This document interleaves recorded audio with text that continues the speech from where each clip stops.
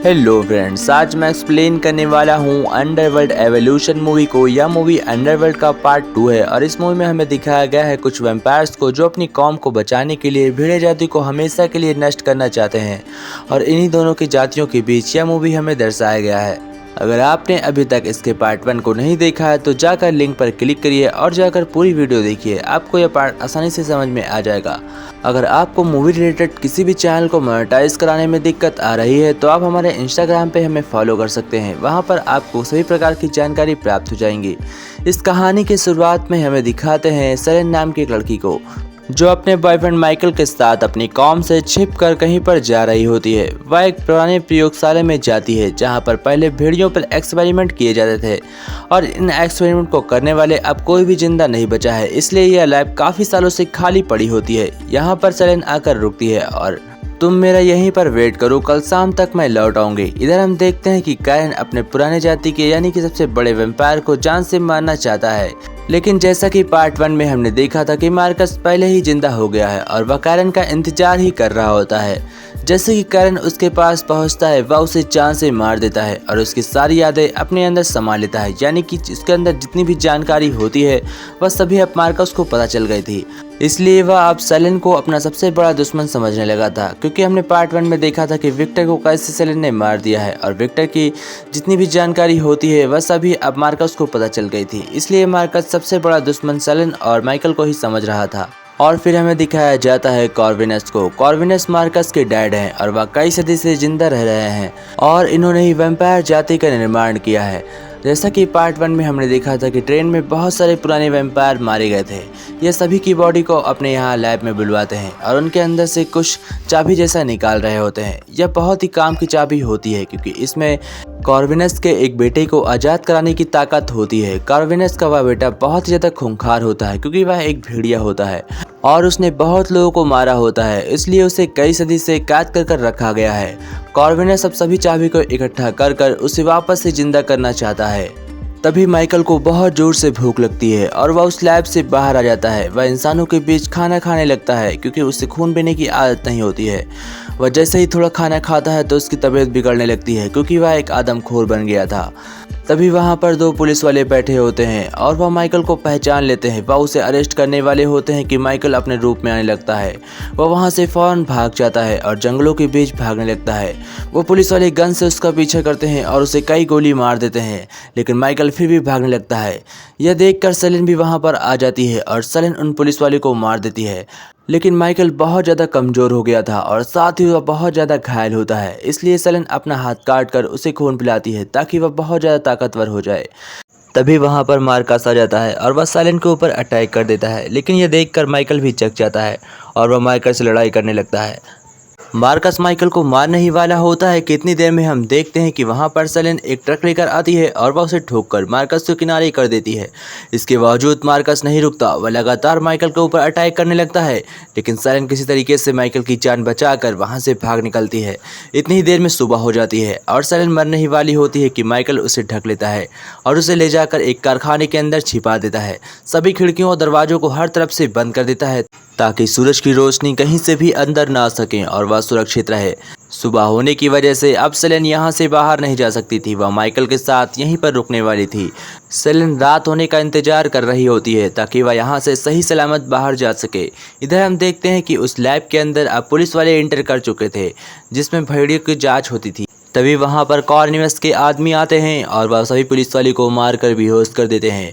उसके बाद वह उस लैब में बम लगा देते हैं ताकि कोई भी सबूत इन लोगों के हाथ न लगे और मानव जाति को कभी भी इस बात का पता न चल सके कि उनके बीच और भी 2 जातियाँ रह रही हैं। इस वजह से वो सभी सबूत मिटा देते हैं। माइकल सेलेन को एक लॉकेट दिखाता है। जैसे ही सेलेन उस लॉकेट को देखती है तो उसे पता चलता है कि यह लॉकेट उसके बचपन की निशानी है और माइकल सेलेन को बताता है कि मार्कस यही लेने आया था। जैसे ही सेलेन इस बात को सुनती है तो उसे पता चल जाता है कि ये क्या है। वह उसे दबाती है तो उसमें पता चलता है कि ये एक चाबी है। इसकी पूरी जानकारी के लिए वो लोग एक नए आदमी को ढूंढ रहे होते हैं जो काफ़ी सालों से इस गुफा में रह रहा था।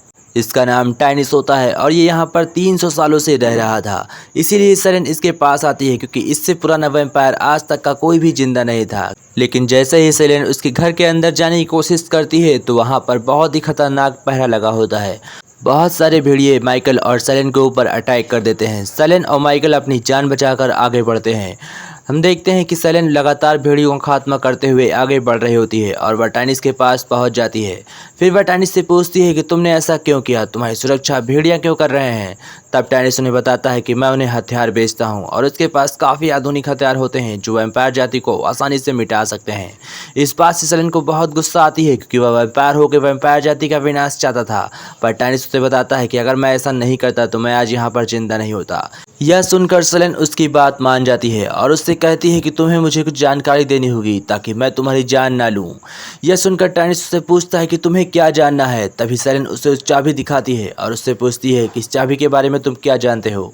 तब टैनिस उसे बताता है कि यह चाबी मार्कस के भाई विलियम को आज़ाद करने की चाबी है और इसे लगाते ही विलियम आज़ाद हो जाएगा। विलियम एक भेड़िया है जो मार्कस का भाई था और उसने अपने समय में बहुत ज़्यादा कहर मचा रखा था।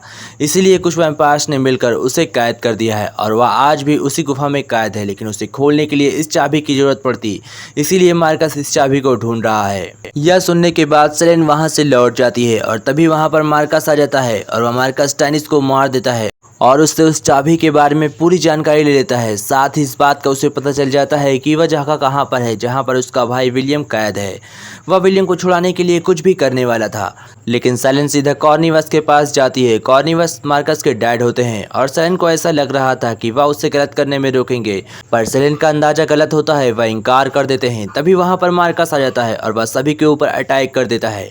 सभी अपनी जान बचाकर भागने लगते हैं। तभी वह माइकल को उठाकर गुफा के अंदर ले जाता है और वहाँ पर वह उससे लड़ाई करने लगता है। माइकल अकेला पड़ जाता है। इसी वजह से मार्कस उसे आसानी से हरा देता है और उसकी जान ले लेता है। इस बात से सेलेन को बहुत ज़्यादा गुस्सा लगती है और वह अपनी गन्स लेकर मार्कस के ऊपर अटैक कर देती है, लेकिन वह मार्कस को मार नहीं पाती और माइकल की डेथ हो जाने की वजह से वह बहुत ज़्यादा अपसेट हो जाती है। इधर हम देखते हैं कि कॉर्निवस की बारी आ जाती है क्योंकि मार्कस सीधा अपने डैड के पास आता है और वह कॉर्निवस से कहता है कि अगर तुमने मेरी मदद नहीं की तो मैं तुम्हें भी नहीं छोड़ूंगा।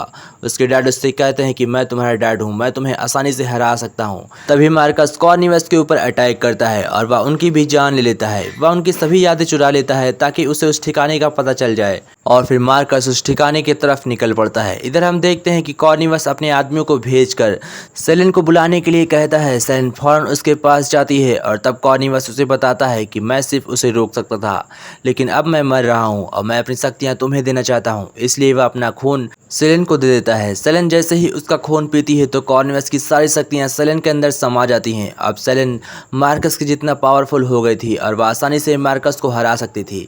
इसके बाद कॉर्निवस एक बम ब्लास्ट करता है और अपनी पूरी जगह को उड़ा देता है ताकि कोई भी सबूत न रह जाए। मार्कस उस गुफा में पहुंच जाता है जहां पर उसका भाई विलियम कैद था।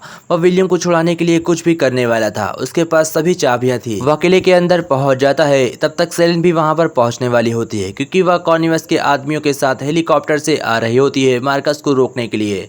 साथ ही साथ कॉर्निवस के कुछ आदमी भी होते हैं जो मार्कस से अब लड़ाई करने वाले थे अपने बॉस के लिए।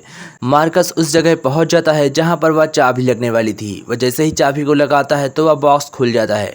वह उसके अंदर जाकर देखता है तो वहां पर एक संदूक रखा होता है जिसके अंदर कई सालों से विलियम कैद था। वह विलियम को आज़ाद कर देता है, लेकिन इधर सेलेन तब तक वहां पर पहुंच जाती है। सेलेन सभी को अलर्ट कर देती है क्योंकि विलियम एक आदमखोर खूंखार भेड़िया था और उसको रोकने के लिए कोई भी मुकाबला नहीं करने वाला था। वह किसी की बात नहीं सुनता। वह लोग को देखकर सीधा उसके ऊपर अटैक कर देता। इतनी देर में मार्कस वहां पर आता है और वह सेलेन को ऊपर अटैक कर देता है। वह सेलेन को जैसे ही मारने वाला होता है कि कॉर्निवस के आदमी उसके ऊपर गोलियां चला देते हैं, जिससे कि मार्कस डरकर वहां से भाग जाता है। और जैसे ही वह गुफा के अंदर जाता है तो सेलेन बाहर से गुफा बंद कर देती है ताकि वह हमेशा के लिए वहां पर कैद हो जाए। वह अब गुफा के अंदर फंस गया था, लेकिन उसका भाई विलियम आज़ाद होता है। वह उसे खत्म करने के लिए कॉर्निवस के आदमियों के साथ उसके पीछे जाती है, पर हम देखते हैं कि वह एक एक करके कॉर्निवस के आदमियों के ऊपर अटैक कर रहा था और धीमे धीमे उनकी संख्या कम हो रही होती है। सेलेन यह देखकर उनके हथियार ले लेती है। अब वह भेड़िए को मारने के लिए बिल्कुल तैयार थी। तभी वह भेड़िया सेलेन के पीछे से आता है और इधर माइकल बहुत ही बुरी हालत में हेलीकॉप्टर के अंदर था। न जाने कैसे उसे होश आ जाता है और वह भी इस लड़ाई में हिस्सा लेने के लिए बात करता है। तभी विलियम को बचाने के लिए वहां पर बहुत सारे भेड़िए आ जाते हैं और मार्कस भी गुफा से आज़ाद हो जाता है। अब सेलेन के ऊपर मुसीबत बढ़ने वाली थी क्योंकि वह अकेले थी और इधर दो थे। तभी माइकल ऊपर से जंप कर देता है और बस इधर जाकर विलियम के पास गिरता है। विलियम और माइकल में जंग होने लगी थी और मार्कस और सेलेन भी अब फाइट कर रहे थे। सेलेन मार्कस को मारने ही वाली होती है कि मार्कस उसे एक चाकू भोंक देता है और माइकल यह देख लेता है। माइकल बहुत ज्यादा गुस्से में आ जाता है और विलियम का सर पकड़कर बीचों बीच से चीर देता है और सेलेन भी मार्कस के दोनों पैरों को काट देती है, जिससे कि अब मार्कस उड़ नहीं सकता। उसके बाद वह उसका सर काट देती है और मार्कस भी मारा जाता है। माइकल और सेलेन अब आजाद थे और इन्हें रोकने वाला कोई नहीं था। इसी के साथ यह मूवी एंड होती है। जय हिंद दोस्तों।